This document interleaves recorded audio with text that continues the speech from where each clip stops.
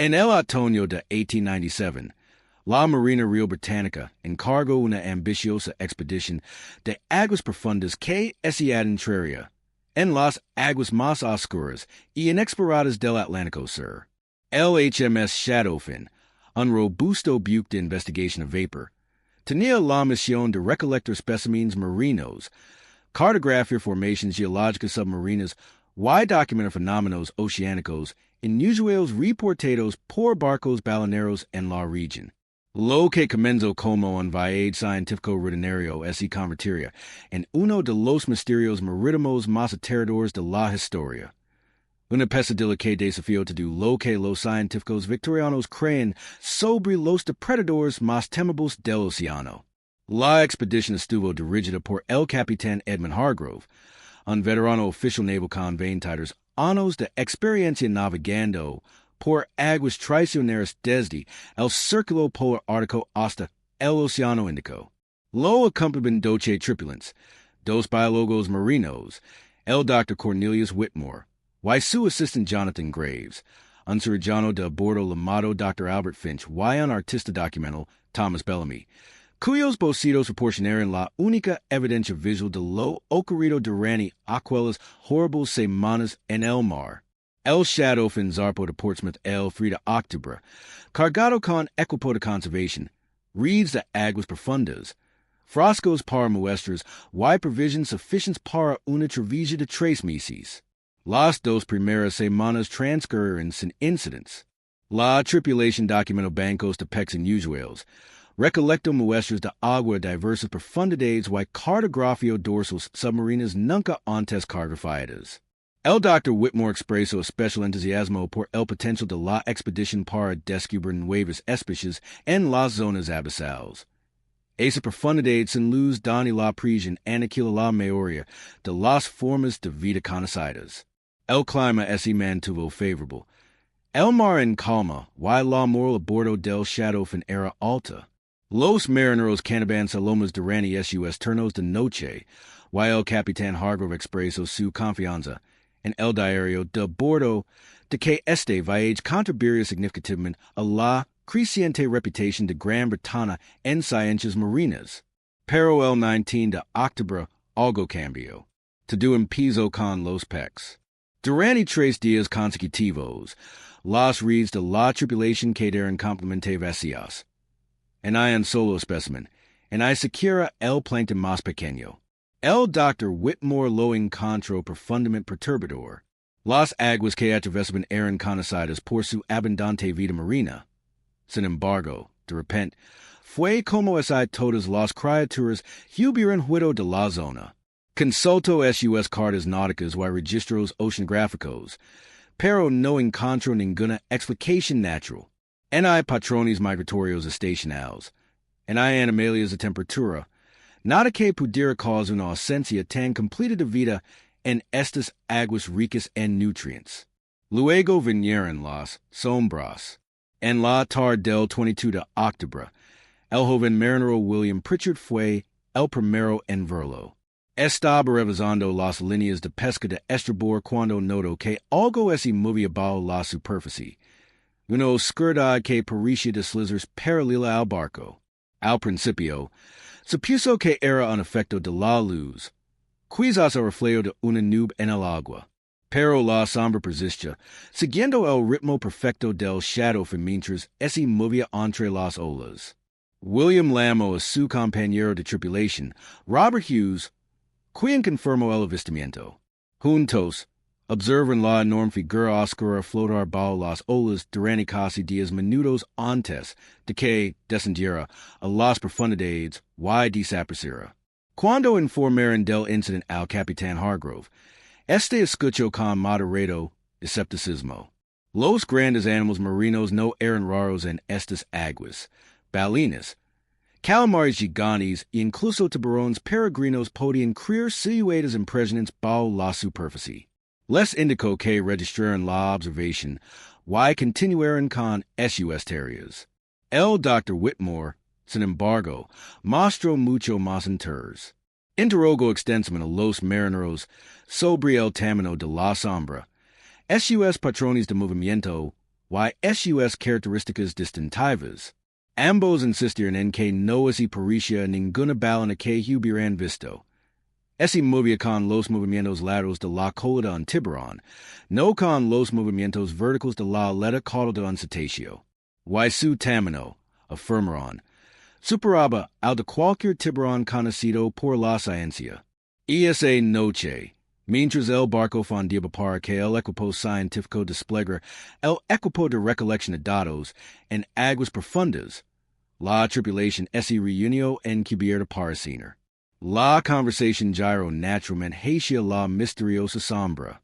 Los marineros mayores compartieron historias que habían oído de las tripulaciones baleneras, cuentos de tiburones gigantescos capaces de tragarse barcos enteros, monstruos prehistóricos que supuestamente habitaban en las fosas más oscuras del océano. La mayoría las descartó como supersticiones marineras, el tipo de historias embelecidas que se vuelven más fuertes con cada relato, mientras bebían ron y tabaco. Pero Thomas Bellamy, el artista de la expedición, estaba sentado en silencio dibujando en su diario, con expresión preocupada. Había visto algo ese mismo día que no había relatado, algo que no podía explicar del todo.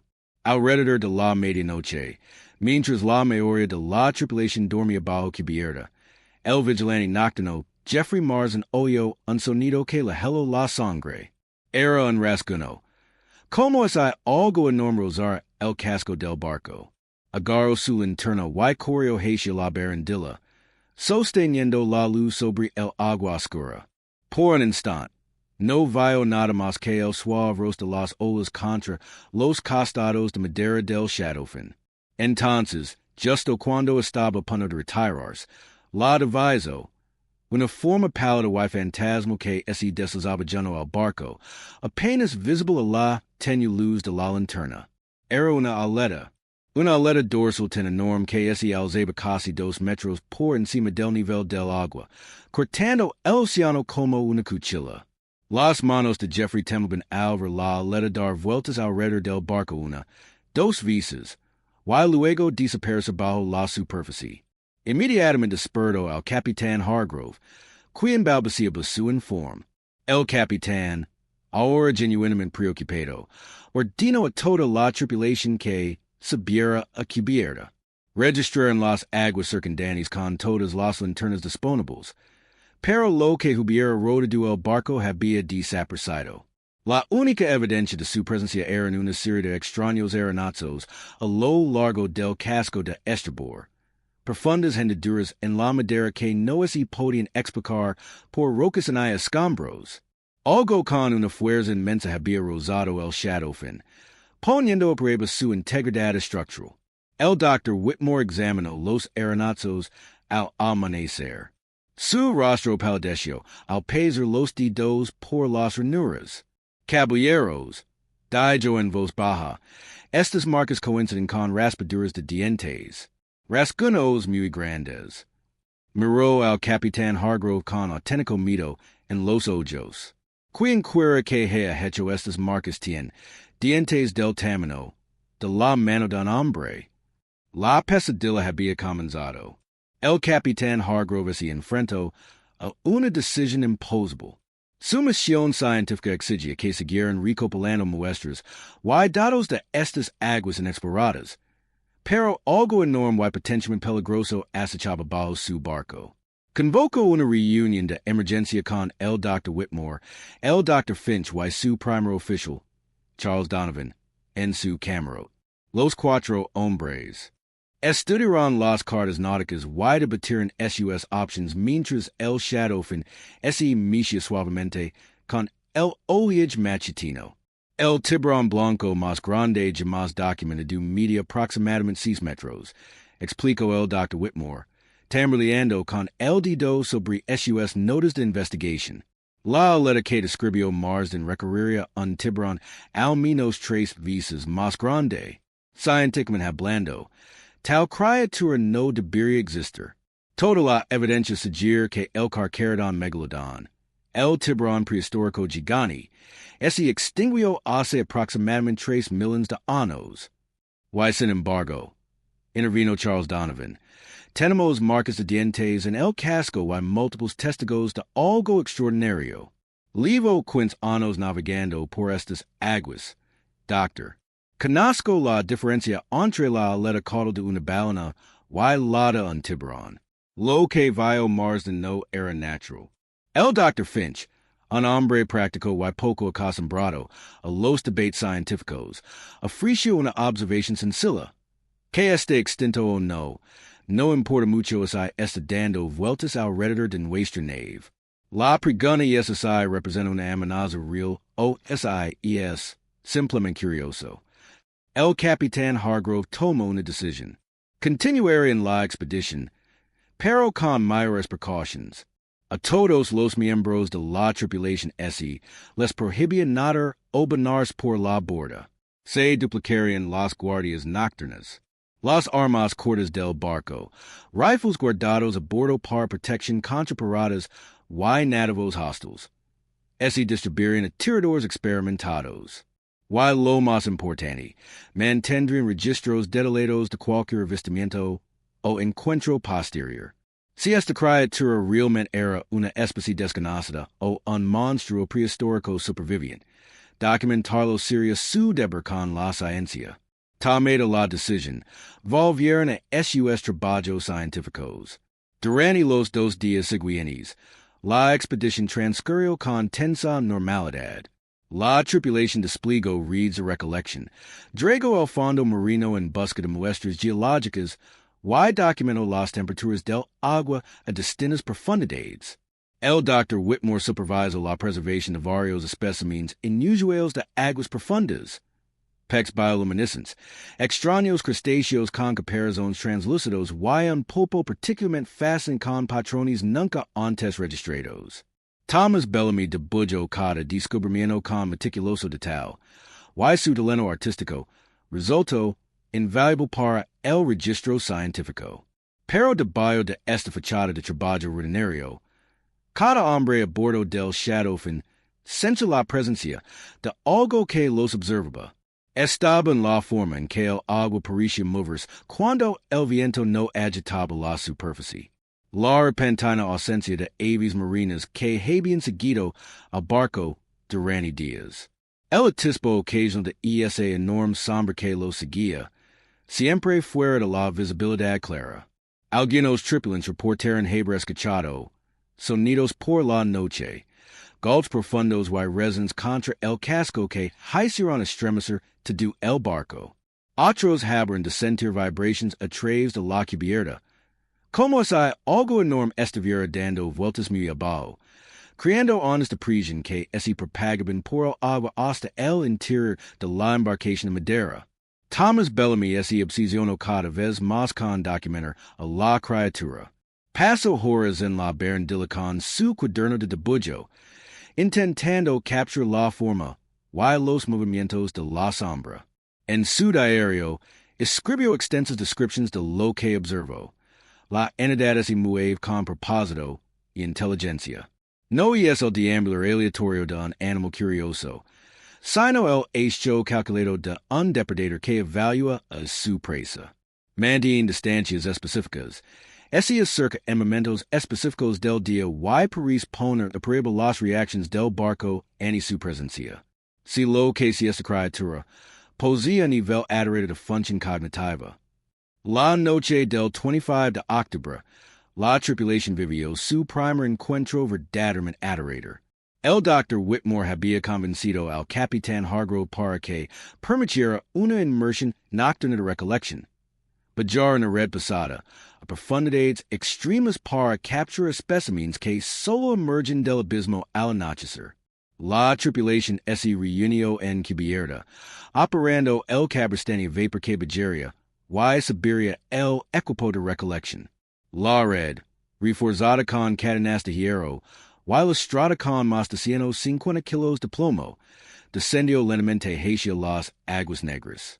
Las linternas colocadas alrededor de la cubierta proyectaban charcos de luz amarilla sobre la superficie, creando una iluminación inquietante que parecía acentrar la oscuridad cercana en lugar de disiparla. La red había alcanzado aproximadamente 250 metros cuando el cabrestani se sacudió repentinamente. La cadena de giro se tensó con tanta fuerza que de el mecanismo crujió bajo la tensión. Los marineros se apresuraron a asegurar el equipo mientras la cadena comenzaba a moverse de un lado a otro. Como si algo enorme se hubiera enredado en la red, muy por debajo. El capitán Hargrove ordenó que más hombres se acerquen al cabrestani. La fuerza combinada de ambos apenas alcanzaba para mantener el control de la cadena que se agitaba. Secuénlo, gritó el Dr. Whitmore por encima del chaos. Lo que hemos atrapado, subánlo a bordo. La tripulación forcejeó con las manavilas del cabrestani, recuperando lentamente la cadena, pie a pie, con un esfuerzo orgánico. La resistencia era enorme.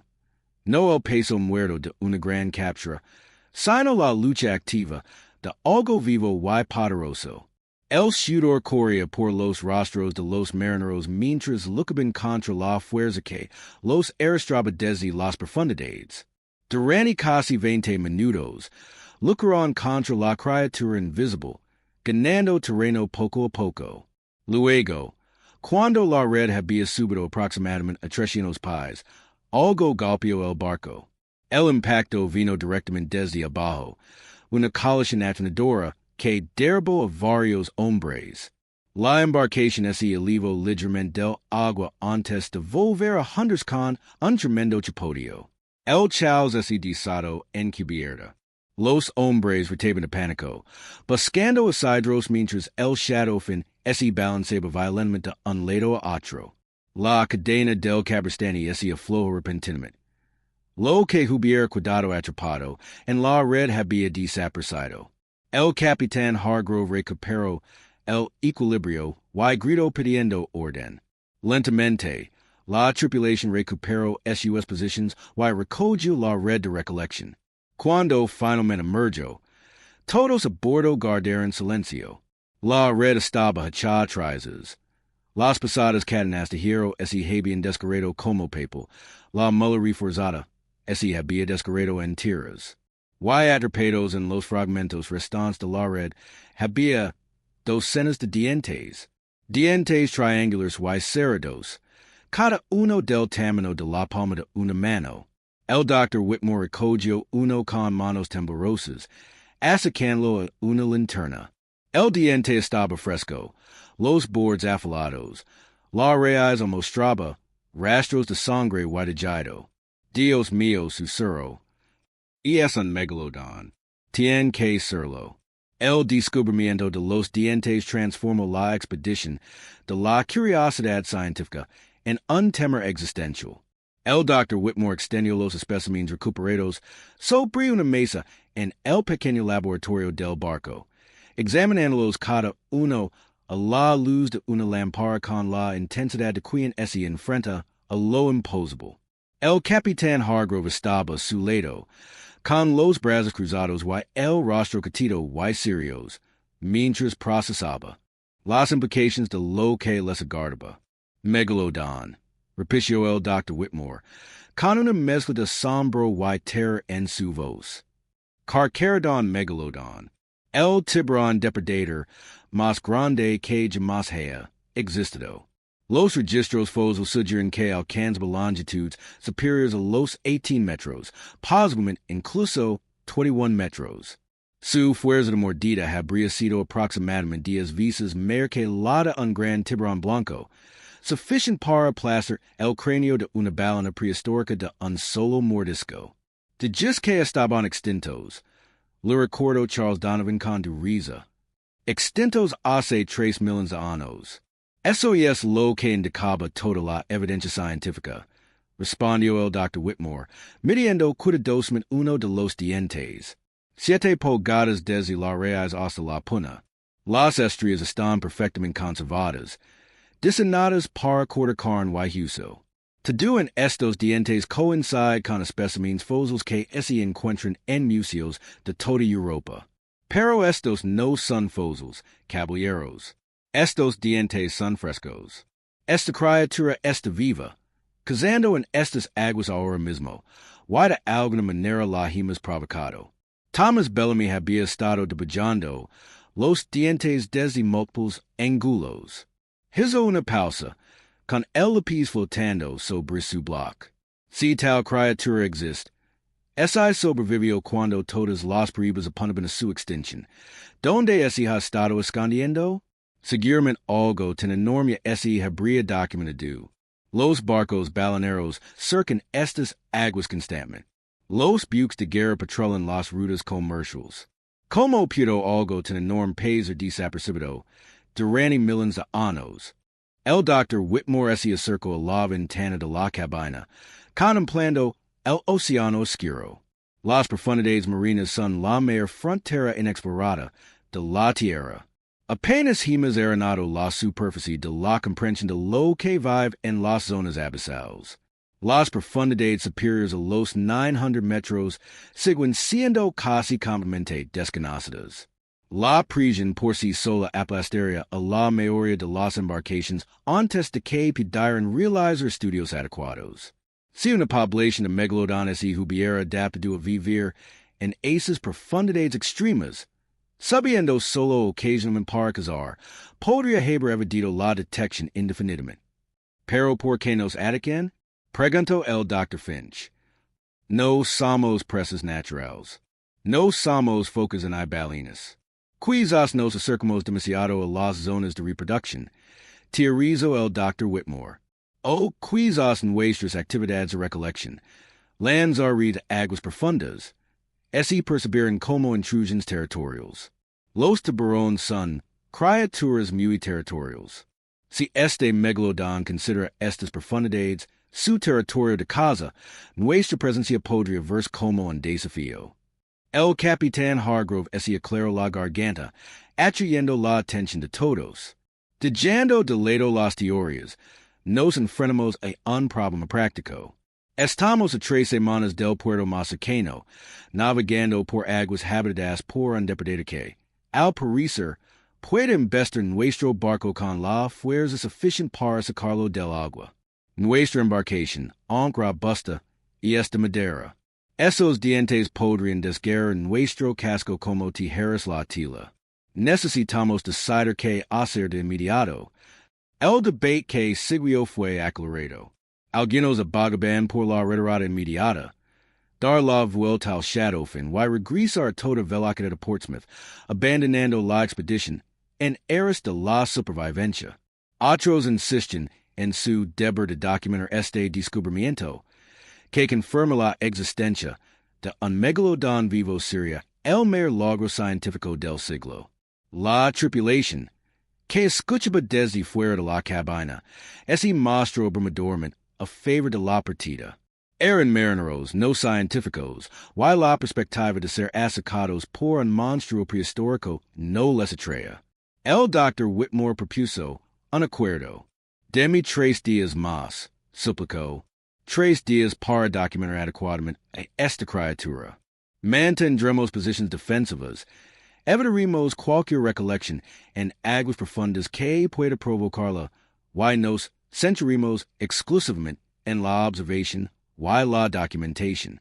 Si regresamos a Inglaterra solo con estos dientes, muchos dudarán de nuestras afirmaciones. Pero así podemos proporcionar bocitos detallados, observaciones de comportamiento y mediciones. Eso constituiría una prueba irrefutable. El capitán Hargrove miró a su primer oficial, quien negó levemente con la cabeza, claramente en contra.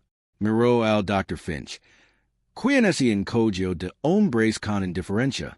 Finalmente, miró a Thomas Bellamy, quien asintió lentamente. Desde el punto de vista de la evidencia, dijo el artista en voz baja. El doctor tiene razón. Los dientes por sí solos descartan como engaños elaborados o falsos mal identificados. Pero una documentación exhaustiva sería irrefutable. Tras un largo silencio, el capitán Hargrove tomó una decisión. 3 días. Mantenemos nuestra posición actual. Solo realizamos observaciones de superficie y mantenemos a toda la tripulación armada y alerta. la primera sino de que esta criatura esi prepara para atacar, no solo para investigar, sino para atacar de verdad. Abandonemos la misión inmediatamente y nos dirigimos a puerto. De acuerdo, todos ascendieron. Aunque nadie parecía particularmente cómodo con el acuerdo. A la mañana siguiente, comenzaron su protocolo sistemático de observación. La tripulación trabajaba por turnos, vigilando constantemente las aguas circundantes. Thomas Bellamy se sitó en la proa con su cuaderno de dibujo y binóculos colgados del cuello. Decidido a capturar cada detalle de la experiencia del Megalodón. El Dr. Whitmore realizó sondeos de profundidad y mediciones de temperatura con regularidad, intentando establecer patrones en el comportamiento de la criatura. Cuando ascendía cerca de la superficie, cuando retrocedía a aguas más profundas, tenía algún ritmo en sus movimientos. El Megalodón, como ese superior que estaba siendo estudiado, ese hizo más visible. Durante ese primer día de observación, el enorme tiburón sobrevoló al shadow fin a distancias cada vez menores. La tripulación ahora podía ver no solo la aleta dorsal, sino también atisbos ocasionales de todo el cuerpo, una masa gris pálida que parecía increíblemente grande, como una isla móvil bajo las olas. Las manos de Thomas Bellamy temblaban mientras dibujaba, intentando captar la magnitud de lo que presenciaba. Sus notas describían una criatura de aproximadamente 20 metros de largo, con un perímetro similar al de algunas de las ballenas más pequeñas que había visto en expediciones al Ártico. Pero lo que más lo aterrorizaba no era el tamaño, sino su comportamiento. El Megalodón no solo pasaba nadando cerca del barco, los estaba estudiando. Lo observó detenerse en diferentes ángulos, a veces flotando inmóvil durante varios minutos, como es analizar la embarcación desde una nueva perspectiva. Se acercaba lentamente, luego aceleraba repentinamente, poniendo a prueba su capacidad de reacción. Emerge cerca de la proa, luego de la popa, luego en el centro, investigando sistemáticamente cada sección del shadow fin. Y es un aprendizaje, escribió Thomas en su diario, que Dios nos ayude, y es un aprendizaje sobre nuestro barco. Y esa noche, el comportamiento de la criatura se intensificó. El ataque comenzó 20 minutos después de la medianoche. Jeffrey Mars estaba de nuevo de guardia nocturna, aunque ahora acompañado por otros dos tripulantes armados, tras los nuevos protocolos de seguridad del capitán Hargrove. Los tres hombres se encontraban en diferentes posiciones alrededor de la cubierta, con los fusiles cargados y listos, y las linternas colocadas para iluminar al máximo el agua secundante. El mar estaba inusualmente tranquilo, casi artificialmente quieto, como es el océano mismo estuviera conteniendo la respiración. Jeffrey lo oyó primero, una vibración leve que parecía emanar de todas partes y ninguna simultáneamente. No era exactamente un sonido, sino más bien una sensación que resonó por la cubierta de madera y luego a los usos. Estaba a punto de lamar a sus compañeros cuando el agua a estribor estalló repentinamente. La cabeza del Megalodón emergió, elevándose ligeramente inclinada, como esa intentara ver hacia la cubierta, a la luz de la lámpara. Jeffrey vio con claridad por primera vez el rostro de la criatura, y lo perseguiría el resto de su vida. El ojo era del tamaño de un plato, negro y sin fondo, reflejando la luz de la linterna con una inteligencia que parecía completamente impropia de un pez. El hocico se extendía al menos 4 metros y medio, polido y lino de cicatrices, cubierto de extrañas marcas que podrían haber sido danos por parásitos o heridas de guerra por encuentros con presas. Y la boca, Dios, la boca, incluso parcialmente cerradas, las mandíbulas se abrían lo suficiente como para tragarse un caballo. Jeffrey podía ver hileras y hileras de dientes, cada uno de ellos una joya dentada diseñada para una carnicería máxima. La mandíbula superior se extendía más a la de la inferior, creando una sobremuerte que le daba a la criatura una expresión siempre amenazante. Mientras el Megalodón mantenía su posición, aparentemente examinando el barco, sus membranas nictatantes. La película blanca protectora que los tiburones cubren los ojos antes de atacar, parpadearon brevemente para colocarse en su lugar while luego retrayeron. Jeffrey gritó. Su grito hizo que toda la tripulación se viera cubierta con diferentes atuendos, armas desafindadas, y todos gritando a la vez. El Megalodón permaneció en el agua 3 segundos más. Como establecer contacto visual con cada hombre a bordo, antes de deslizarse bajo la superficie, sin apenas ondulaciones. Pero esto no era una retirada, era un cálculo. Lo que siguió fue una noche de guerra psicológica como nunca antes la tripulación había experimentado. El Megalodón volaba en círculo sobre el shadow fin continuamente, manteniendo una profundidad donde su enorme aleta dorsal permanecía visible mientras surcaba el agua. Nadaba en círculos, a veces en sentido horario, a veces en sentido antihorario, cambiando de dirección bruscamente en ocasiones, como para comprobarse a los hombres en cubierta podían predecir sus movimientos. Cada 15 o 20 minutos, lanzaba hacia adelante y embestía el barco, no con toda su fuerza, pero con la suficiente para hacer que la embarcación estremeciera y creyera. Cada impacto enviaba olas que chapoteaban sobre la cubierta y desequilibraba a los marineros desprevenidos. El capitán Hargrove ordenó disparar rifles para ahuyentar a la criatura. 8 hombres alinearon a lo largo de la barandilla, y dispararon sus armas al agua cerca de la aleta. Las balas crearon pequeñas salpicaduras y, por un instante, el Megalodón se sumergió. La tripulación respiró aliviada. Quizás el ruido y el alboroto lo habían ahuyentado. Estaban equivocados. El tiburón emergió por el lado opuesto del barco. Su aparición fue tan repentina que varios hombres cayeron hacia atrás del susto. Simplemente había nadado bajo el casco y emergió donde menos lo esperaban. El mensaje era claro. Esta criatura no les tenía miedo a ellos, en sus armas, en su ruido. Estaba llegando con ellos. El Dr. Whitmore, a pesar del terror, mantuvo la suficiente compostura científica como para seguir tomando notas. Está demostrando un comportamiento que resuelve problemas, murmuró, escribiendo frenéticamente a la luz de la linterna. Está aprendiendo de nuestras respuestas y adaptando su enfoque. Este nivel de inteligencia no tiene precedentes en los tiburones, en la mayoría de los depredadores marinos. Nos enfrentamos a algo mucho más avanzado cognitivamente de lo que nadie hubiera imaginado.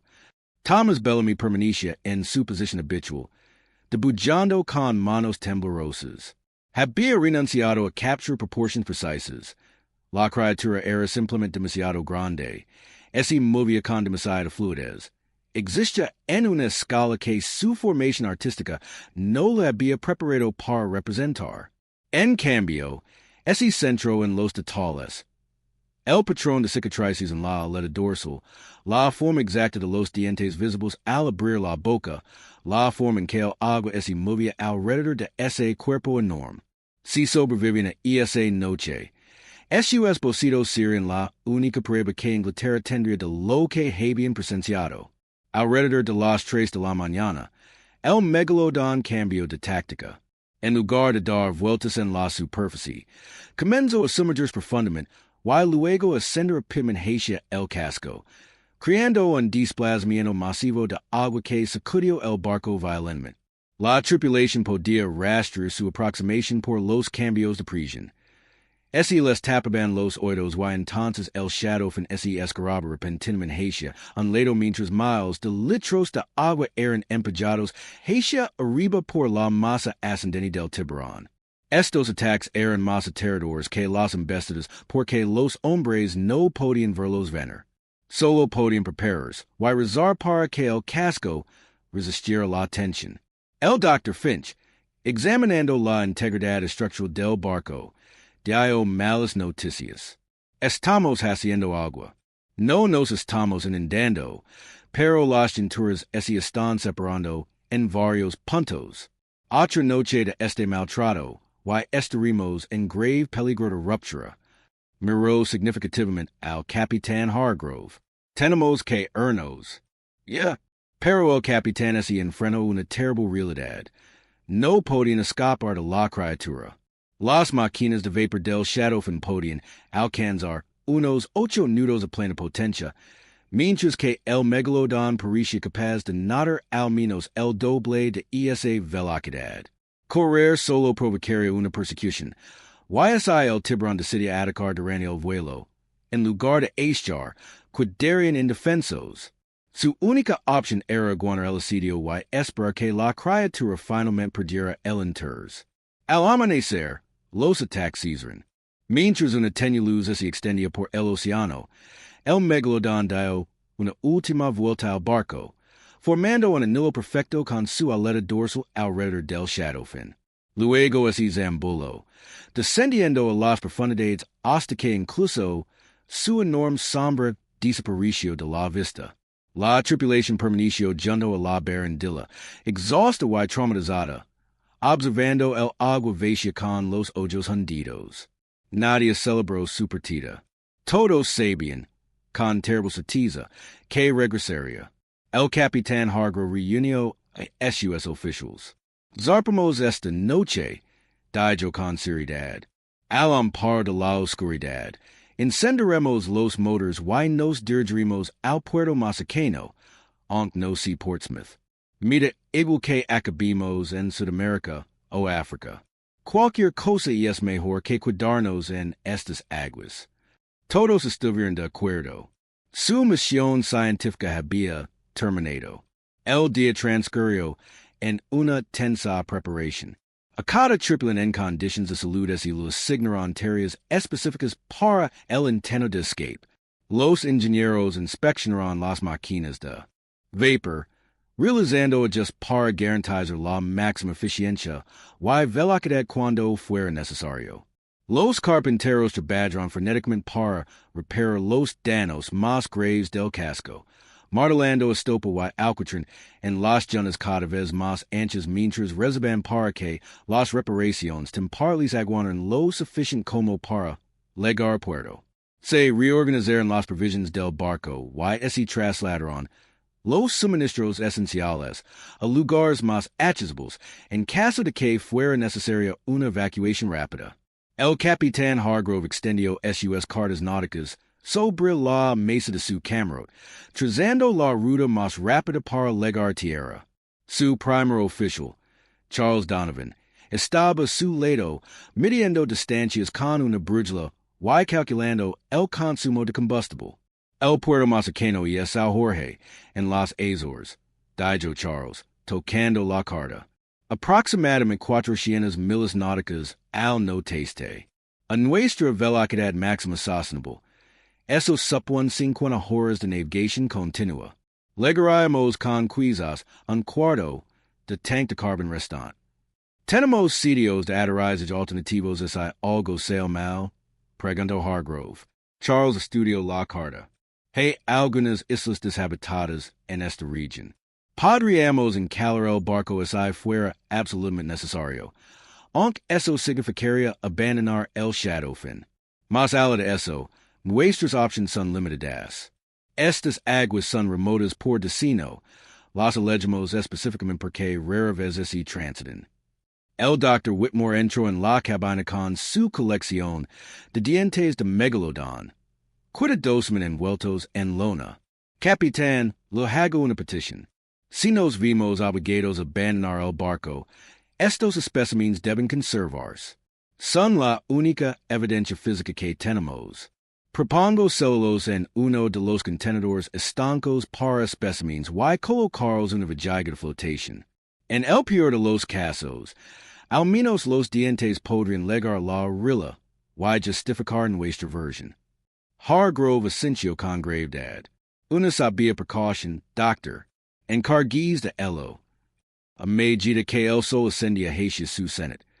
La tripulation observaba constantemente las aguas circundantes. El Megalodón no había reaparecido, pero nadie creía que realmente ese hubiera ido. Thomas Bellamy dedicó la mañana a completar su boceto más detallado hasta la fecha, un perfilado completo del tiburón Badu, en SUS observations acumuladas, con medidas y anotaciones anatómicas.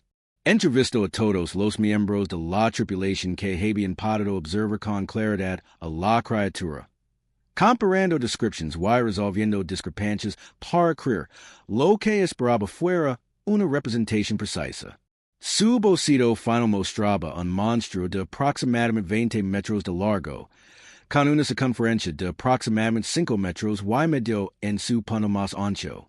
La cabeza, ancha y cónica, representaba casi una cuarta parte de la longitud total del cuerpo. Los dientes los había dibujado con minucioso detalle. Medían hasta 15 centímetros desde la raíz hasta la punta, dispuestos en múltiples filas que rodaban hacia adelante a medida que los dientes frontales se danaban o se perdían.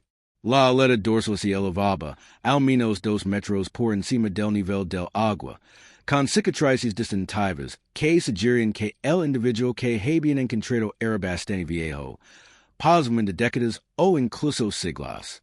¿Cuántos suelen vivir los tiburones? Preguntó Thomas al Dr. Whitmore durante una breve conversación. Los tiburones blancos pueden vivir entre 40 y 70 años, respondió el científico.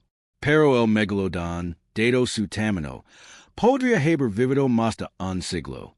El ejemplar que hemos encontrado podría ser extraordinariamente antiguo. Quizás uno de los últimos supervivientes de su especie.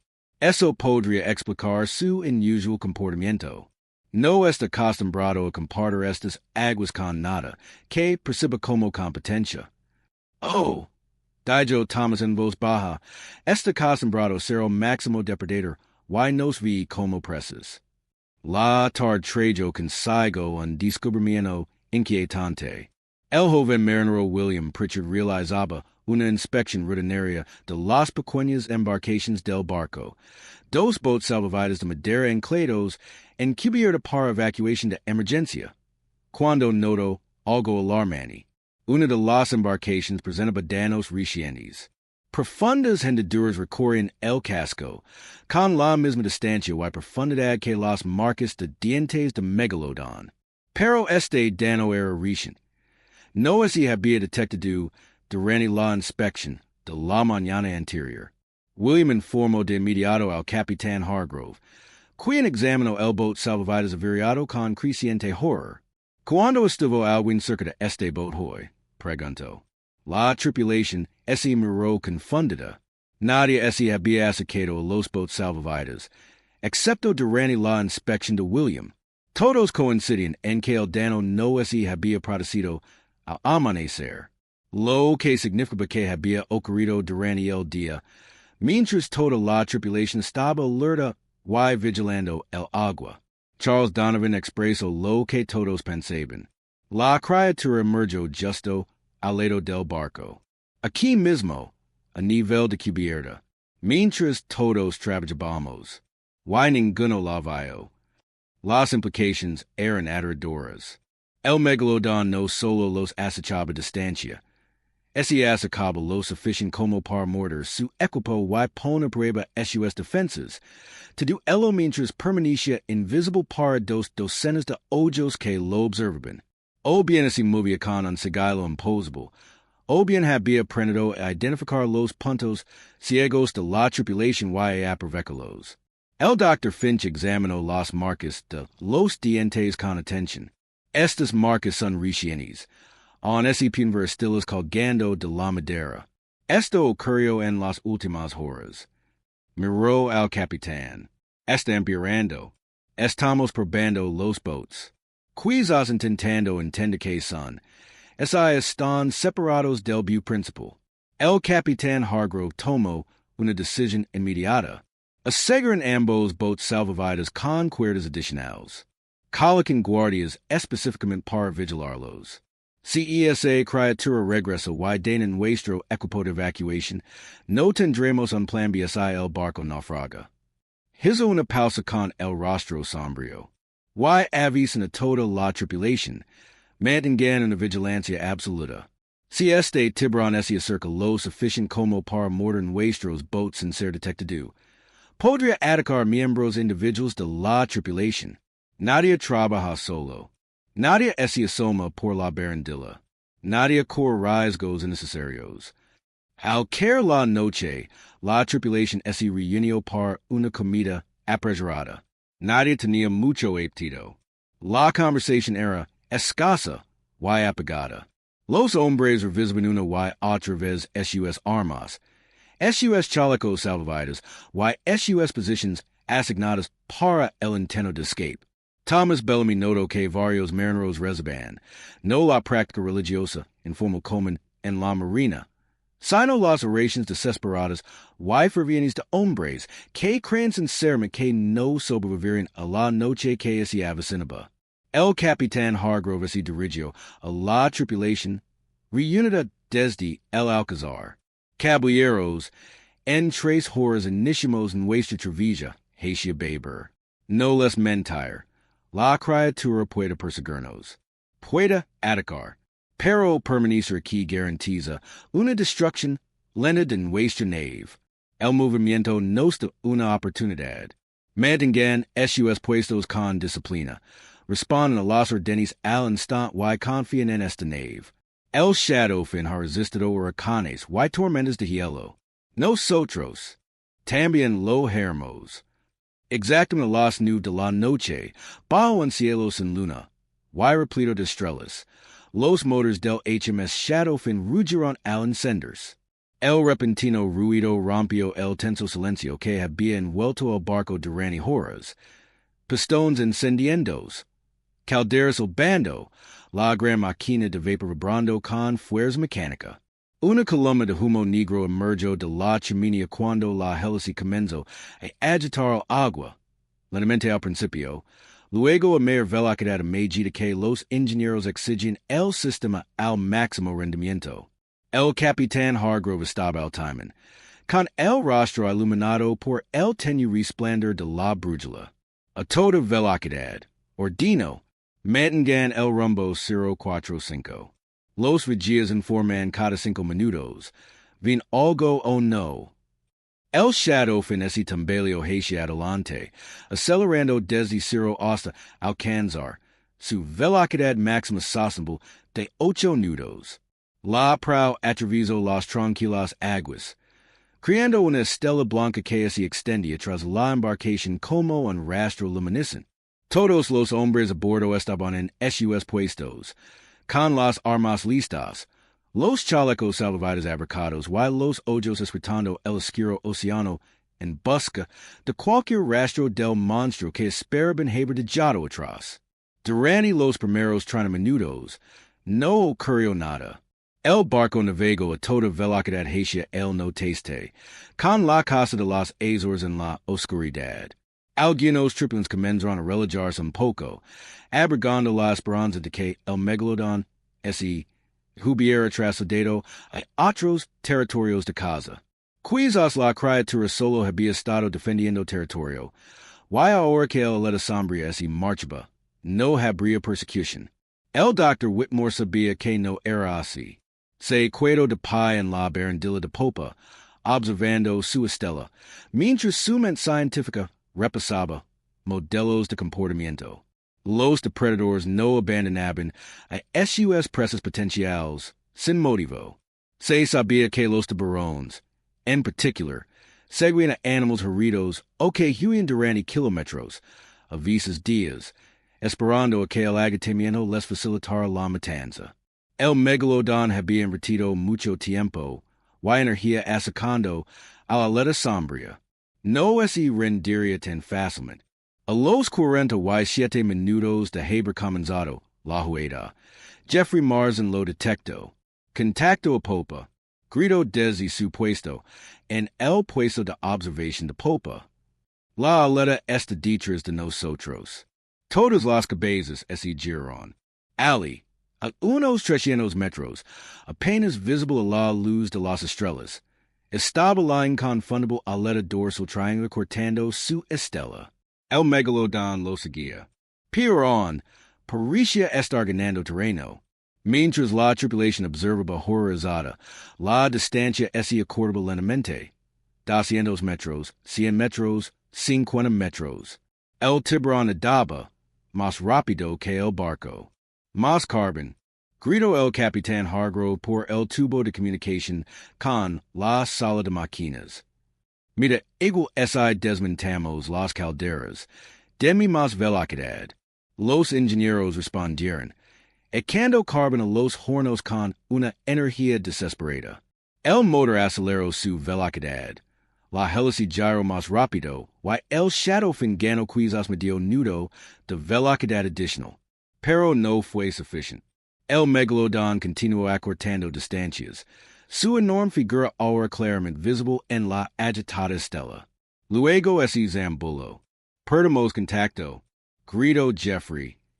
Se hundió.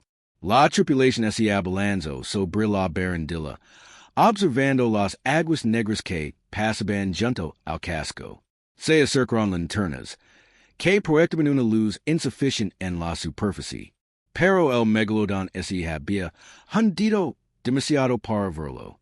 En algún lugar bajo ellos, en la oscuridad, ese movía un depredador prehistórico de 20 metros. Thomas Bellamy sintió el impacto antes de oírlo. Todo el barco ese estremeció cuando algo enorme golpeó la popa, justo debajo del timón. La fuerza fue tremenda. No los golpes de la noche anterior, sino una colisión a toda potencia que envió a varios hombres al suelo. La trayectoria del shadow fin ese tambaleó cuando el timón recibió la peor parte del impacto. En forma de danos, gritó el capitán Hargrove. Charles Donovan Aparicio, en segundos, Polito. El timón está donado, capitán. Sigo funcionando, pero está suelto. Hemos perdido casi el 30% del control de la dirección. Otro golpe como ese, y no podremos mantener el rumbo.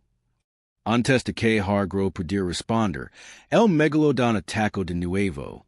Esta vez impactó a Baber, en medio del barco, con tal fuerza que dedu el buque ese escro estribor. Los hombres ese agarraron a sidros mientras el equipo ese deslizaba por la cubierta inclinada. El sonido fue espantoso.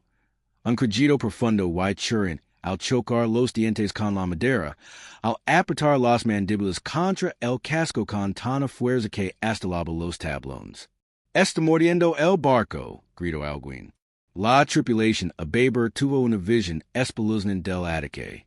La cabeza del Megalodón era parcialmente visible por encima de la línea de flotación. Con las mandíbulas clavadas, en el costado del shadow fin como un perro mordisqueando un hueso.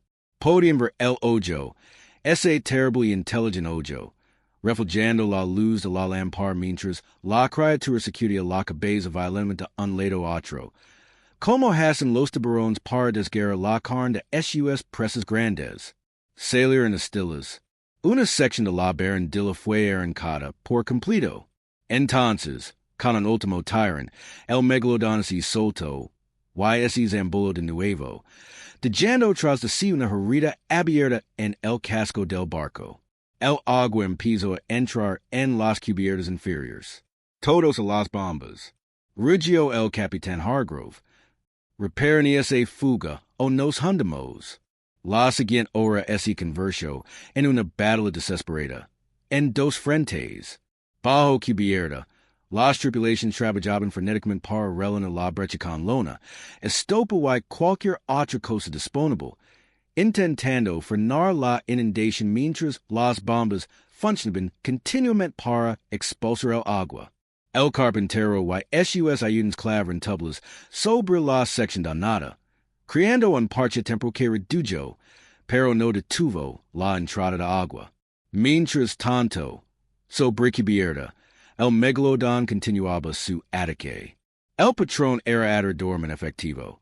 El tiburón se sumergía, Disaparicia durante varios minutos mientras la ansiedad de la tripulación crecía hasta niveles insoportables, while luego ascendía para golpear otra sección del barco. Avisas en bestia con el hocico. Avisas arrancaba el casco con los dientes. En una ocasión, emergió justo debajo de uno de los botes salvavidas de nados, asomando parchment la cabeza a la cubierta, y chasqueando las mandíbulas alrededor del bote de madera con tal fuerza que lo hizo añicos. Dos marineros que estaban cerca se lanzaron hacia atrás, esquivando por poco las enormes mandíbulas. Los rifles disparaban constantemente, las balas rebotaban inútilmente en la durapil del tiburón o atravesaban sus aletas sin efecto aparente. La criatura parecía inmune a sus armas, o quizás simplemente no consideraba amenazas a sus heridas menores. El Dr. Whitmore, observando los ataques con objetividad científica a pesar de su terror, notó que el Megalodón parecía estar aprendiendo la disposición del barco. Regresaba repetidamente a las zonas que había donado, debilitando sistemáticamente puntos estructurales específicos. Intentando hundirnos, dijo sin dirigirse a nadie en particular. Esto no es una agresión aleatoria, es estratégica. A medianoche, el Shadow fingia agua, una velocidad superior a la que las bombas podían expulsarla. El barco se encontraba notablemente más bajo, con movimientos lentos y pesados. El capitán Hargrove se enfrentó a la temida realidad de cualquier marinero, al ritmo de inundación actual. Les quedaban quizás 3 horas antes de que el barco se volviera insalvable. Incluso así, el Megalodón dejaba de atacar inmediatamente. Era improbable que llegara a puerto antes de hundirse.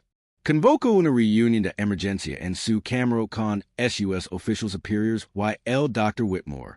Los hombres se reunieron alrededor de la mesa de cartas, con el rostro demacrado por el agotamiento y el miedo. Caballeros, necesito alternativas. Todo esto sobre la mesa. ¿Cómo sobreviviremos las próximas 3 horas? Charles Donovan habló primero. Podríamos intentar sumergirnos en el agua, apagar los motores, apagar todas las luces, prácticamente hacernos los muertos. Quizás la criatura esté reaccionando a nuestro movimiento y ruido. Si nos quedamos quietos y en silencio, podría perder el interés. O podría darse cuenta de nuestra vulnerabilidad y acabar con nosotros, replicó el Dr. Finch. Los tiburones se sienten atraídos por presas en peligro. Detenerse podría desencadenar una reacción de alimentación. Y si le damos algo más que atacar, sugirió Thomas Bellamy. Podríamos dejar el bote salvavidas restante a la deriva con linternas. Alejaremos al tiburón del barco principal. El Dr. Whitmore negó con la cabeza.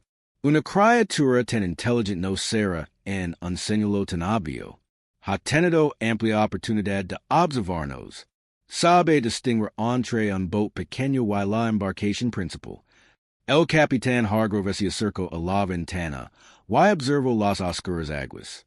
La aleta del Megalodón era visible, dando vueltas a lo lejos, marcándolos. ¿Qué hay de las cargas explosivas? Tenemos pólvora negra para excavations. Podríamos usar cargas de profundidad para agitarlo con una fuerza demoledora. Posiblemente, dijo Charles lentamente. Pero necesitaremos acercar las cargas lo suficiente a la criatura, y la profundidad de detonación sería crucial. Si la detonación fuera demasiado superficial, la explosión causaría daños mínimos. Si fuera demasiado profunda, desperdiciaremos nuestra limitada pólvora. Y necesitaremos algo para echar al tiburón a la ubicación de la carga. Un silencio incómodo es el apodero de la cabana. Todos entenderán lo que Charles no decía. El cebo más efectivo sería carne fresca. Carne viva. No. Dijo el capitán Hargrove con firmeza, adivinando la dirección de sus pensamientos. No sacrificaremos a la tripulación. Prefiero hundirme con el barco que recurrir a tales medidas. El Dr. Whitmore había permanecido en silencio, analizando mentalmente los principios biológicos y el comportamiento de los depredadores. Finalmente habló, podría haber otra opción. En nuestro almacén de especímenes, hemos conservado muestras marinas, peces, calamares, grasa de foca de actividades de recolección anteriores. Se trata de materiales orgánicos impregnados en formaldehido. Si los liberáramos en grandes cantidades, creando una nube química concentrada en el agua, podría saturar los sistemas sensoriales del tiburón. Los tiburones cazan principalmente mediante el olfato y la detección electromagnética. Un ataque olfativo masivo podría ahuyentarlo templemente. ¿Cómo templemente? Preguntó Hargrove. No tengo una idea, admitió Whitmore. Esto es pura teoría. Pero es la única opción no violenta que es mi ocurre. La alternativa es tu plan explosivo, que conlleva un riesgo considerable de daño en nuestro propio casco, las cargas detonan demasiado cerca. El capitán Hargrove reflexionó un rato. Primero intentaremos el método químico. Si falla, preparemos cargas explosivas de refuerzo. Señor Donovan, organiza un equipo para llevar todos los especímenes preservados a popa. Dr. Whitmore, usted supervisor la liberación. Quiero la máxima concentración en el mínimo tiempo. Dr. Finch, comienza los preparativos para las cargas explosivas. Usemos toda la pólvora negra que tengamos. Señor Bellamy, necesito que lo documente todo. Si no sobrevivimos, podrían recuperar su diario. Los hombres se dispersan para cumplir con sus tareas asignadas. En 20 minutos, la cubierta de popa estaba repleta de frascos, barriles y contenedores sellados con especímenes preservados. El olor era abrumador. Formaldehido mezclado con materia orgánica en descomposición, una combinación nauseabunda que provocaba náuseas, incluso a los marineros más experimentados. El Dr. Whitmore supervisó la apertura de cada contenedor, asegurando la máxima liberación de sustancias químicas. Sino, gritó el capitán Hargrove desde el timón. Causaremos el mayor alboroto posible. Apagó los motores de repente, permitiendo que el shadow fin se deslizara. El silencio repentino fue inquietante. En hay ruido de motor en hay hélices, solo el suave roce del agua contra el casco donado. La aleta del Megalodón, que había mantenido la distancia, cambió de rumbo de inmediato, girando hacia el barco a una velocidad alarmante. Ahora, gritó Hargrove, todo el agua. La tripulación volcó los contenedores por la borda, vertiendo al agua galones de especímenes empapados en formaldehido. Cadáveres de peces, calamares en conserva, trozos de grasa de foca, todo cayó al océano en una masa concentrada. La nube química se extendió rápidamente, while el formaldehido creó una decoloración visible en el agua.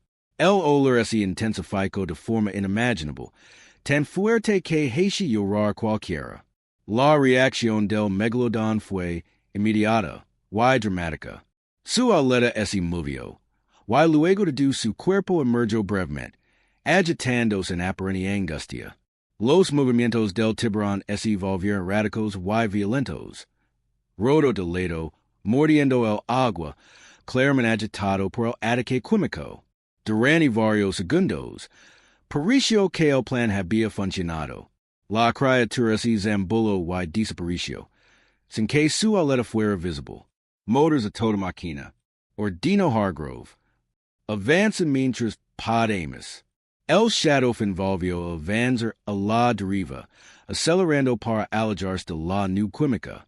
La tripulación contuvo la respiración, esperando ver si el Megalodón lo perseguía. Pasó un minuto, 2 minutos, 5 minutos, en hay rastro de la aleta. Funcionó, susurró alguien. Por Dios, sí que funcionó. Pero Charles Donovan, observando atentamente su estela, vio lo que otros paran por alto. Muy atrás, más ala de la nube química, algo se movía en el agua. El Megalodón no había huido. Simplemente había sobrevolado la zona conminada, y reanudado su persecución desde una distancia más segura.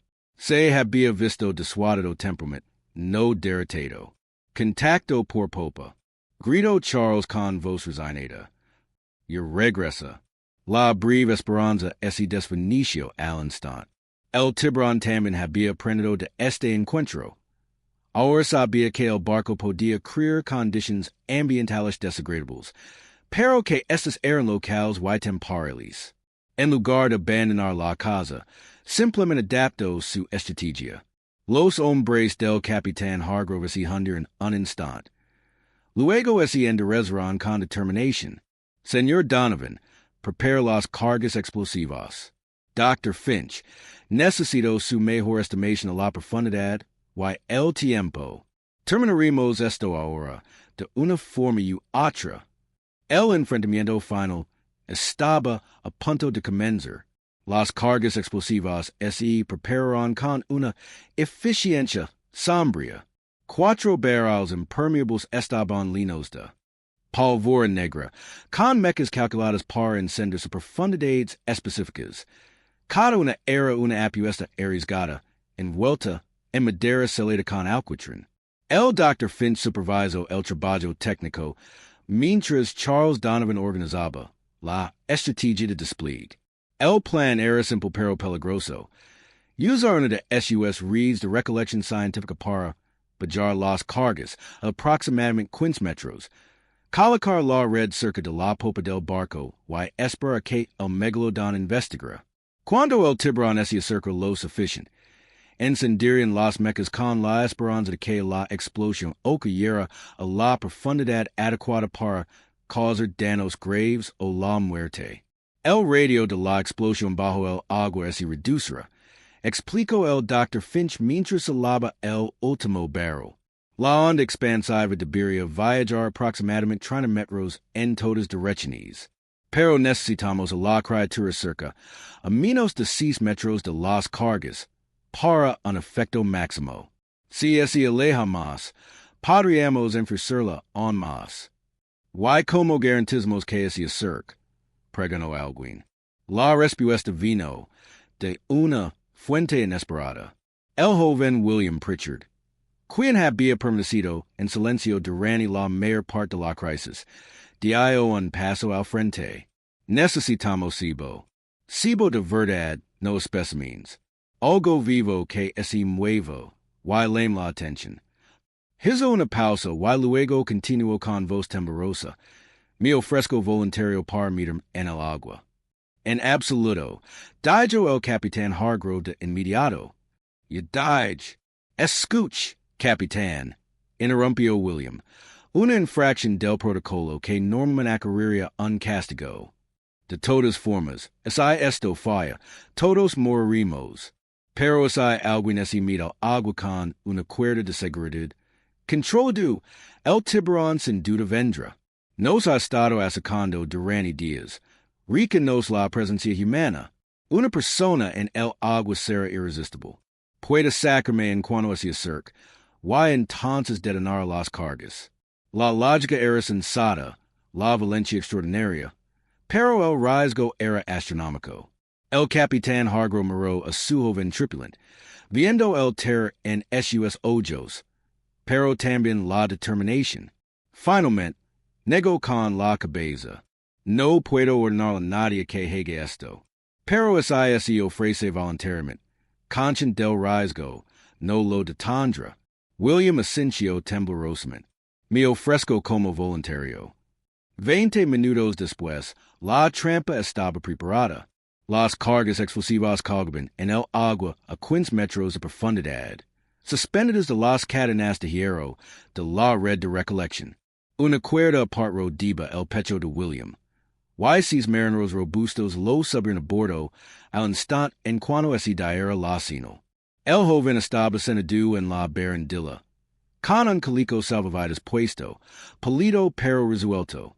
Thomas Bellamy estaba cerca con cerillas encendidas, listo para encender las mechas a la orden del capitán Hargrove. No tienes que hacer esto. Ladijo Thomas en vos Baja William. Quizás hea otra manera. No lo he, respondió William.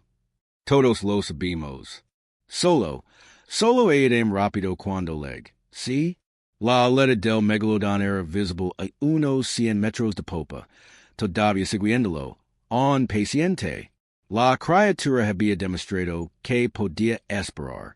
Había acercado al shadow en durante días, que era una o 2 horas más. Pero la tripulación no podía esperar. La inundación continuaba bajo cubierta, while faltaban horas para el amanecer. El capitán Hargrove respiró hondo. Señor Pritchard, ¿puede entrar al agua? William S. santiguó rápidamente, y S. deslizó por la barandilla hacia el océano negro. El frío lo hizo jadir, pero S. obligó a mantener la calma, pateando para mantenerse afloat, haciéndose visible y vulnerable. La cuerda de seguridad S. tensó, tras el mientras los motores del shadow funcionaban al ralentí, manteniendo la nave en posición. Durante 30 segundos, no ocurrió nada. William flotó en las aguas oscuras, sintiéndose más solo que nunca en su vida, plenamente consciente de que cientos de metros de vacío negro se abrían bajo él. Entonces lo sintió. Un cambio de presión, una sensación de desplazamiento, como si algo enorme se moviera en las profundidades. Se está sumergiendo, gritó alguien desde el barco. Se hundió la aleta. La respiración de William se entrecortaba. Sus piernas se movían frenéticamente. Cada nervio libertaba que volviera a subir al barco, que saliera del agua antes de. El Megalodón surgió directamente debajo de él. William lo vio venir, una figura pálida que ascendía por las aguas negras como una pesadilla que surgía del mismísimo infierno. La boca se estaba abriendo, las mandíbulas se separaban para revelar hileras tras hileras de dientes, la garganta un túnel oscuro que conducía al olvido. El tiempo parecía realizarse. Intentó gritar, pero no pudo respirar. El tiburón era enorme, imposible, ocupaba todo su campo de visión. Ahora, rugió el capitán Hargrove. Salganlo, encenden las mechas. 6 marineros tiraron de la cuerda de seguridad con todas sus fuerzas, levantando a William justo cuando las mandíbulas del Megalodón se servían de golpe al agua vacía. Los dientes falaron por menos de un pie al joven marinero. Las manos de Thomas Bellamy temblaban violentamente mientras encendió las mechas que sobresalían de los barriles sumergidos. 1, 2, 3, 4, las mechas chispiban al ardor hacia la pólvora. William fue azado por el costado del barco a una velocidad vertiginosa, agarrándolo por encima de la barandilla justo cuando el hocico del Megalodón asomaba a la superficie, donde había estado momentos antes. El impulso del tiburón lo sacó parcialmente del agua, con su enorme cabeza elevándose junto al barco, con un ojo visible. Frío y sin pestañear, como si mirara directamente al capitán Hargrove con algo que parecía, inquietamente, un reconocimiento. Luego las cargas detonaron. La explosión fue catastrófica. 4 explosiones simultáneas a 15 metros de profundidad crearon una enorme columna de agua que se disparó como un geyser, salpicando todo el barco. La onda expansiva fue tan potente que derribó a los hombres, rompió las ventanas de la cabina, de popa y hizo que el propio shadow se estremeciera de proa a popa. El sonido fue ensordecido. Un estruendo profundo y estremecido que resonó en el océano vacío. Durante varios segundos, nadie pudo ver nada a través del rocío y la espuma. Luego, al asentarse al agua, vieron el resultado de su desesperada táctica. El Megalodón flotaba de lado en la superficie, con movimientos lentos y descoordinados. La sangre manaba de sus branquias, oscureciendo el agua, incluso a la tenue luz de la linterna. El lado izquierdo de su cuerpo presentaba un traumatismo grave, piel desgarrada, carne expuesta, y una de las aletas pectorales colgando en un ángulo antinatural. La explosion lo había alcanzado corta distancia, causando danos terribles. Pero todavía estaba vivo. El megalodón herido ese retorce débilmente en el agua ensangrentada, golpeando la superficie con la colocada vez con más fuerza. La tripulación del Shadowfin ese encontraba junto a la barandilla, con las armas preparadas, observando en silencio atenido como la criatura que los había aterrorizado durante días lucaba por endrizarse. La sangre seguía manando de las enormes heridas, creando una mancha de aceite que se extendía por el océano en calma. ¿Se está muriendo? Preguntó alguien, con una voz apenas superior a un susurro. El Dr. Whitmore se inclinó sobre la barandilla, estudiando los movimientos del tiburón con atención clínica a pesar de su agotamiento. Y es posible. El trauma es extenso, pero los tiburones son increíblemente resistentes. He leído relatos de tiburones blancos que sobreviven a heridas que mataron a la mayoría de los animales. Why esta criatura es mucho más grande, con proporcionalmente mayor volumen de sangre y vitalidad. El capitán Hargrove no se quedó esperando. A toda velocidad. Partimos ahora que está incapacitado. Los motores volvieron a la vida con un rígido, y el Shadowfin comenzó a alejarse del megalodón flotante. La tripulación vigiló constantemente al tiburón herido a medida que la distancia aumentaba. 50, 100, 200 metros. La criatura no intentó seguirlo. Simplemente flotó, con espasmos ocasionales, girando lentamente en la corriente. Después de varios minutos, comenzó a hundirse, descendiendo bajo la superficie hasta que solo quedó visible la punta de su aleta dorsal, para finalmente desaparecer por completo en las oscuras aguas. Lo logramos, dijo William Pritchard con voz temblorosa, todavía envuelto en mantas. Su terrible experiencia en el agua lo había dejado temblando incontrolablemente. Lo logramos de verdad. Pero nadie lo celebró. El ambiente a bordo del Shadowfin era sombrío, casi fúnebre. Habían herido, posiblemente matado, al último megalodón conocido, una criatura que había sobrevivido millones de años solo para encontrar su fin a manos de marineros aterrorizados que defendían sus vidas. Thomas Bellamy sintió el peso de la tragedia al registrar los eventos en su diario. Habían hecho lo necesario, pero no había gloria en el acto, solo una triste supervivencia. Charles Donovan se acercó al capitán Hargrove con un informe actualizado de danos. La inundación está bajo control, capitán. Las bombas están ganando terreno.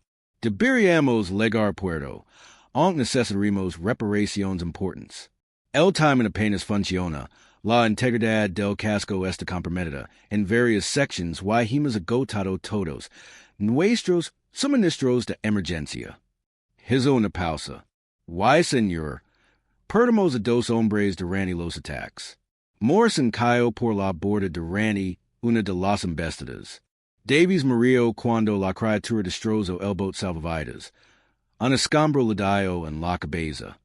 Hargrove cerró los ojos brevemente, asimilando la noticia. Dos hombres muertos. Habían entrado en esta expedición como una aventura científica, y regresaban como supervivientes de una pesadilla que la mayoría de la gente no creería. Se notificará a sus familias. Sus muertes se registraron con honor en el registro oficial. Miró a Charles. ¿Y la criatura? Tu evaluación de sus posibilidades de supervivencia. El Dr. Whitmore cree que las heridas son mortales, pero podría tardar horas o incluso días en morir. Los tiburones no sucumben rápidamente, y es posible que esté muerto, hundido hasta el fondo, o podría estar nadando a mayor profundidad, buscando refugio para sanar. No tenemos forma de saberlo. El viaje a Sao Jorge duró 3 días completos. El Shadowfin avanzaba lentamente a velocidad reducida, con los motores trabajando a más de lo previsto para compensar el timing donado, y la mayor resistencia del casco en mal estado. La tripulación mantiene vigilancia constante, esperando que el Megalodón reapareciera en cualquier momento, pero el mar permanecía vacío. Cualquiera que fuera el destino del tiburón herido, no los persiguió. Durante esos 3 días, los sobrevivientes afrontaron su trauma de diferentes maneras. Algunos hombres se volvieron silenciosos y retirados, contemplando el océano con ojos adormentados. Otros se volvieron obsesivamente vigilantes, negándose a dormir, observando el agua en busca de sombras inexistentes. El Dr. Whitmore se dedicó por completo a la documentación, escribiendo página tras página de observaciones de comportamiento, mediciones y notas anatómicas, dedicado a que su terrible experiencia contribuyera al conocimiento científico. Thomas Bellamy completó sus esbozos finales, incluyendo una representación gráfica de la batalla final, con el cuerpo herido del Megalodón flotando en su propia sangre. El capitán Hargrove se enfrentó a la tarea más difícil de todas, redactar las anotaciones oficiales del diario que explicarían el fracaso de su misión, la muerte de 2 tripulantes y la increíble historia del Megalodón. Sabía que su informe sería recibido con escepticismo, posiblemente incluso con burla. Se suponía que los tiburones prehistóricos gigantes no existen, pero tenía el deber de registrar la verdad, independientemente de si alguien la creía. Su última entrada en el diario de bordo, fechada el 1 de noviembre de 1897, decía: "Esta será mi última entrada sobre los acontecimientos de las últimas 2 semanas. Nos hemos encontrado con un ejemplo de lo que el Dr. Whitmore identifica como carcharodon megalodon, que se crea extinto desde hace 3 millones de años. La criatura medía aproximadamente 20 metros de largo y mostraba una inteligencia y un comportamiento agresivo muy superiores a los de cualquier especie de tiburón conocida. A seco en nuestra embarcación durante 4 días, atacando sistemáticamente el casco y causando graves daños estructurales. Nos vimos obligados a usar cargas explosivas en defensa propia, lo que provocó graves lesions a la criatura. Se desconoce su estado actual. Se presume que está muerta, pero no está confirmada. 2 tripulantes murieron durante los encuentros, el marinero Morrison y el marinero Davies. Su pérdida pesa mucho en este comando. Contemos con evidencia física en forma de dientes recuperados de nuestro equipo de recolección de nado, medidos a 7 pulgadas desde la raíz hasta la punta. El Dr. Whitmore ha proporcionado amplia documentación. El Sr. Bellamy ha realizado bocetos detallados. Todos los miembros sobrevivientes de esta expedición pueden dar testimonio de estos eventos. Soy consciente de que este relato pondrá a prueba mi credibilidad. Previo escepticismo y posibles cuestionamientos sobre mi idoneidad para el mando. Sin embargo, juro por mi honor como oficial de la Marina Real, que cada palabra es cierta. Algo extraordinario y adorado habita en las profundidades del Atlántico Sur, algo que la ciencia declaró extinto, pero que sigue muy vivo. Si se planean futuras expediciones a estas coordenadas, deben llevarse a cabo con extrema precaución y con las medidas defensivas adecuadas. El HMS Shadowfin apenas sobrevivió. Puede que otros no corran la misma suerte. Capitán Edmund Hargrove, HMS Shadowfin. El barco llegó a Sao Jorge el 3 de noviembre. Las autoridades portuarias portuguesas, que suben a bordo para inspeccionar los daños, quedaron adonidas en lo que encontraron. Un barco que parecía haber sido atacado por un monstruo marino, con el casco con enormes marcas de mordeduras, barandillas arrancadas y secciones enteras de tablas asteladas y danadas. El testimonio de la tripulación fue coherente y detallado, pero sin la criatura en sí, sin pruebas irrefutables. La historia es quedó en eso, una historia. Los dientes de Megalodón fueron presentados al Museo Británico al regreso de la expedición a Inglaterra en diciembre. Los expertos los examinaron exhaustivamente. Los dientes eran auténticos, no fossils, sino specimens frescos de un tiburón vivo. Sin embargo, sin la criatura en sí, muchos científicos argumentaron que podrían haber sido recuperados del fondo del océano, preservados por conditions inusuales, en lugar de probar la existencia de un megalodón vivo. El informe del capitán Hargrove fue presentado y silenciado discretamente. La Marina Real, consciente de su reputación, no vio ningún beneficio en publicar una historia sobre monstruos prehistóricos que atacaban buques de investigación. La versión oficial fue que el HMS Shadowfin se había enfrentado a fuertes tormentas y una posible colisión con un peccio sumergido o una balena, lo que causó los daños y las bajas. Pero entre los marineros, especialmente entre aquellos que fenaban en las aguas profundas del Atlántico, la historia se extendió. Surgen otros relatos, antiguos diarios de casa de balenas que mencionaban encuentros con tiburones de un tamaño inimaginable, tripulations de pesca que habían perdido sus barcos en ataques misteriosos, desapariciones inexplicables de embarcaciones en la región donde ocurrió el encuentro con el Shadowfin. La evidencia permaneció circunstancial, anecdótica, descartada por la ciencia convencional. Los bocetos y diarios de Thomas Bellamy se publicaron de forma privada en 1902, tras su muerte por tuberculosis. El libro tuvo pocas ventas y fue ampliamente ignorado por la comunidad científica, relegado a la misma categoría que los avistamientos de serpientes marinas y los relatos de krakens, superstitions de marineros en lugar de relatos verídicos. El Dr. Whitmore dedicó el resto de su carrera a convencer a sus colegas de que el megalodón aún existe en las profundidades oceánicas. Organizó 3 expediciones más a la región, pero ninguna logró localizar rastro alguno de la criatura. Felicio en 1911, manteniendo la absoluta veracidad de lo informado por la expedición Shadowfin. El propio HMS Shadowfin fue reparado y devuelto al servicio, pero los marineros lo consideraban una maldición. 3 expediciones más fueron canceladas debido a supersticiones de la tripulación y fallos del equipo. Finalmente, fue dado de baja en 1905 y desguazado. Solo surgió una última prueba. En 1924, un barco pesquero portugués que operaba cerca de las coordenadas donde se produjo el encuentro con el Shadowfin extrayó algo extraordinario en sus reeds. Un enorme diente de tiburón recién roto, que mostraba rastros de sangre y de jaido. El diente medía 20 centímetros desde la raíz hasta la punta, ligeramente más grande que los recuperados del Shadowfin.